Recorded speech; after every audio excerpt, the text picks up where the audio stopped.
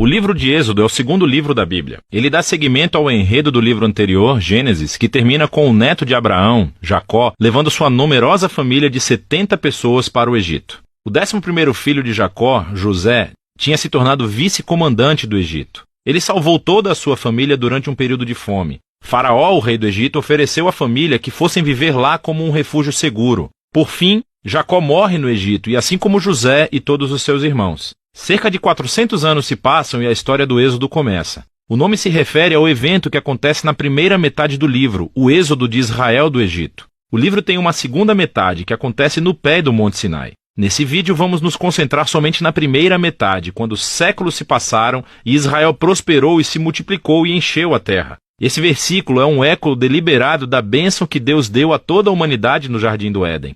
Lembra-nos da grande história bíblica até agora. A humanidade perdeu a bênção de Deus por meio do pecado e da rebeldia. E Deus escolheu a família de Abraão como instrumento através do qual ele iria restaurar as suas bênçãos para todo o mundo. Mas o novo faraó não vê Israel como uma bênção. Na verdade, ele vê esse grupo imigrante israelita como uma ameaça ao seu poder.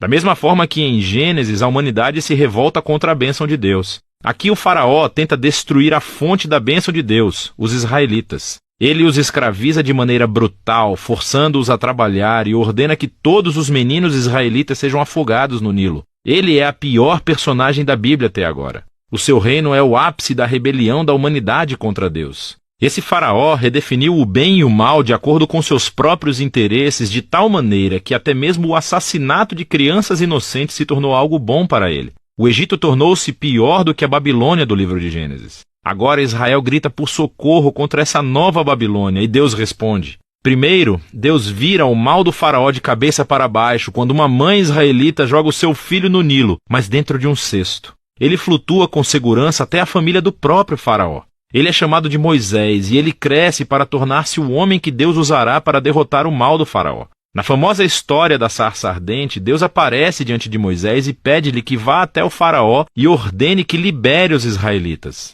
Deus diz que sabe que o faraó vai resistir e por isso ele trará o seu julgamento sobre o Egito em forma de pragas. Deus também diz que ele vai endurecer o coração do faraó. E assim chegamos à próxima parte da história, o confronto entre Deus e faraó. O que significa quando Deus diz que vai endurecer o coração do faraó? É muito importante ler esse trecho da história atentamente e em sequência. No primeiro encontro de Moisés com faraó, sabemos somente que o coração do faraó endureceu. Não há nenhuma indicação de que Deus fez alguma coisa. Em resposta, Deus envia a primeira das 5 pragas, cada uma confrontando o faraó e um dos seus deuses egípcios. E em cada vez, Moisés oferece ao faraó uma chance para ser humilde e libertar os israelitas. Mas após cada praga, ficamos sabendo que o coração do faraó endureceu. Ele está fazendo isso por vontade própria. Eventualmente, é com a segunda das 5 pragas que começamos a escutar como Deus endureceu o coração de Faraó. O propósito da história parece ser esse. Mesmo que Deus soubesse que Faraó iria resistir à sua vontade,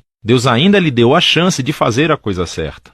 No fim, a maldade do Faraó chega a um ponto sem volta. O que quero dizer é que até os seus próprios conselheiros achavam que ele tinha enlouquecido. E é nesse ponto que Deus assume o comando e usa a maldade do faraó para o seu próprio objetivo de redenção. Deus atrai o faraó para a sua própria destruição enquanto salva o seu povo, que é o que acontece em seguida. Com a praga final, é a noite da Páscoa. Deus vira o jogo sobre o faraó. Assim como ele matou os filhos dos israelitas, Deus matará os primogênitos do Egito com uma praga final. Ao contrário do faraó, Deus fornece uma forma de escape por meio do sangue do cordeiro. Aqui, a história para. E vemos em detalhes o ritual israelita anual da Páscoa. Na noite anterior à fuga de Israel do Egito, eles sacrificaram um cordeiro imaculado e usaram seu sangue para pintar os batentes das portas de suas casas. Quando a praga divina chegou ao Egito, as casas cobertas com o sangue do cordeiro foram puladas e o filho foi poupado. Desde então, todos os israelitas reencenam aquela noite para lembrar e celebrar a justiça e misericórdia de Deus. Mas o faraó, por conta do seu orgulho e rebeldia,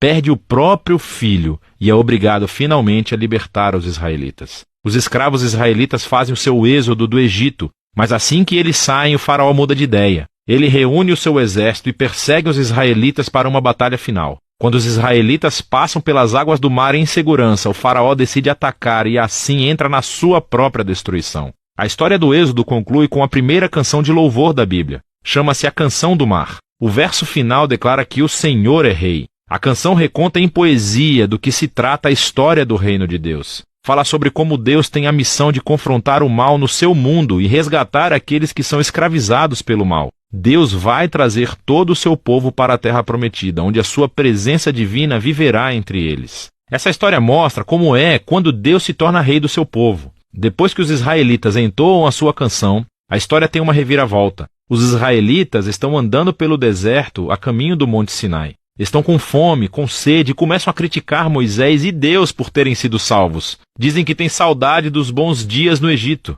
É uma loucura. Deus graciosamente fornece comida e água para Israel no deserto, mas essas histórias são sombrias. Começamos a pensar, será que o coração de Israel é tão duro quanto o de Faraó? Vamos ver. Por enquanto, essa é a primeira metade do livro de Êxodo.